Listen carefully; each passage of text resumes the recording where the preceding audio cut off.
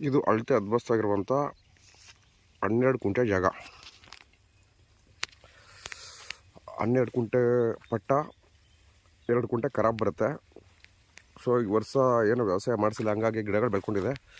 ನೋಡ್ಬೋದು ಸುತ್ತಲೂ ಬೇಲಿ ಆಗಿದೆ.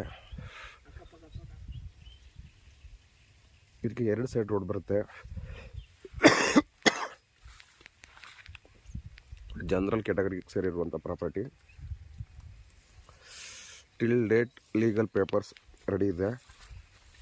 ಇಲ್ಲಿ ಪಕ್ಕದಲ್ಲೆಲ್ಲ ನೋಡ್ಬೋದು ಒಳ್ಳೆ ನೀರಾವರಿ ಬೆಲ್ಟು, ಎಲ್ಲ ರೇಷ್ಮೆ, ತೆಂಗು ಈ ಥರ ಬೆಳೆಗಳ ಕುಡಿಯೋದು. ನೀರಿಗೇನು ಸಮಸ್ಯೆ ಇಲ್ಲ.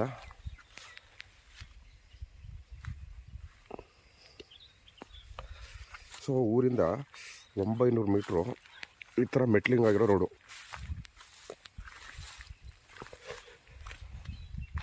ಸೊ ಗಿಡಗಳೆಲ್ಲ ಬೆಳ್ಕೊಂಡಿದೆ, ಹಾಗಾಗಿ ಇದ್ರದ್ದು ಅಳತೆ ಸಿಗ್ತಾಯಿಲ್ಲ.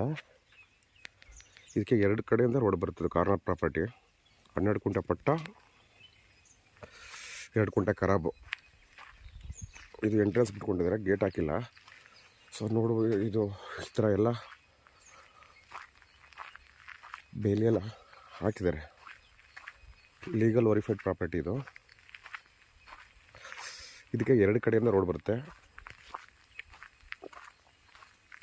ಪಕ್ಕದಲ್ಲಿ ಬೇರೆ ರೈತರುಗಳೆಲ್ಲ ವ್ಯವಸಾಯ ಮಾಡ್ತಾ ಇರ್ತಾರೆ. ಈ ರೋಡು ಈಗ ಕಂಟಿನ್ಯೂಟಿ ಇಲ್ಲಿಂದ ಮುಂದಕ್ಕೆ ಇನ್ನೂ 100 ಎಕರೆ ಜಾಗಗಳಿದ್ದಾವೆ. ನೋಡಿ, ಇದು 2 ಸೈಡ್ ರೋಡ್ ಬರುತ್ತೆ ಇದಕ್ಕೆ. ಇದು ಕಾರ್ನರು,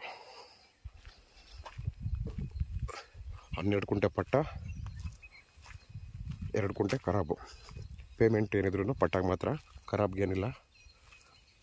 ಸುತ್ತಲೂ ಬೇರೆಯವ್ರದ್ದು ಫಾರ್ಮ್ಗಳು ನೋಡ್ಬೋದು ನೀವು.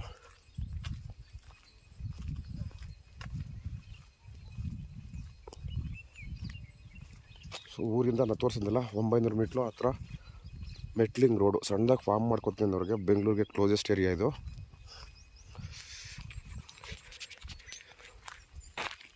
ಸೊ ರೆಕ್ಟ್ಯಾಂಗಲ್ ಆಗಿರುವಂಥ ಪ್ರಾಪರ್ಟಿ, ಕಾರ್ನರ್ ಪೀಸು. ಇದು ಅಳತೆ ಅದ್ಬಸ್ತು ಎಲ್ಲ ಆಗಿರೋದು. Ready to register. Till date legal papers ಇದೆ.